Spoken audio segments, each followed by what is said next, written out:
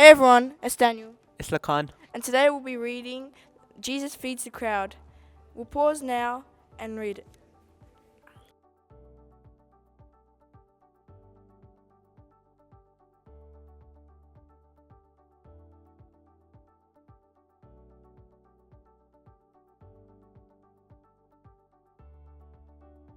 G'day teenagers.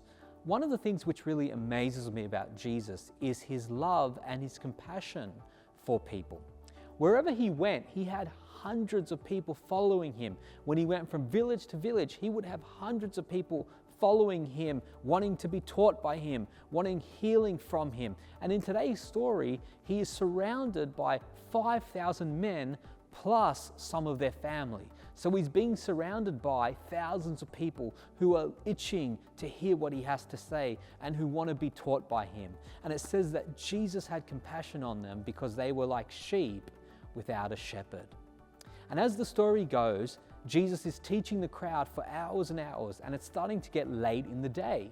So his disciples start to wonder, and they say to Jesus, "You need to send the crowds home so that they can have something to eat." This is not like today where there are restaurants, there is fast food wherever you go, and you can just go and grab a quick meal. No, in Jesus' day, there are no fast food joints, there are no restaurants. People needed to go home to eat. And Jesus' disciples start to wonder, well, how are we going to feed everybody? And then Jesus says to them, "Do you have any food? You have food, go and give them something to eat." And the disciples think that he's crazy. We only have a little bit of food for us. How can we feed over 5,000 people? And then they gather the little that they do have, the 5 loaves and the 2 small fish. This is definitely not going to be enough to feed over 5,000 people. But then what Jesus does is he takes the 5 loaves and the 2 fish and he multiplies them.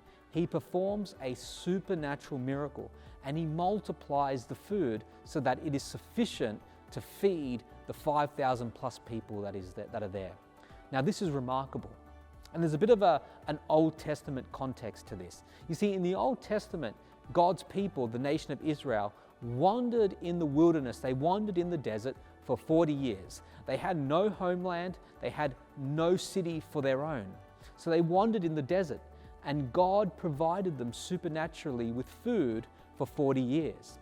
And the point of this story, the point of Mark highlighting this particular miracle of Jesus, of all the miracles that Jesus did, Mark only records a select few of them, but he records this particular miracle to show his people, to show the readers that Jesus is a God who has compassion and care for his people. Jesus is a God who provides for his people.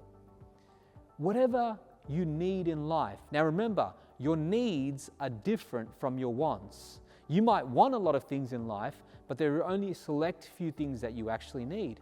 Things like food, water, love, shelter. God has the power to provide your needs. The most important needs in your life, God can provide for you if you will trust in him. Just like Jesus was able to multiply the 5 loaves and the 2 fish to feed this great crowd, God is providing for his people today. I have never been in need. God has always provided for me.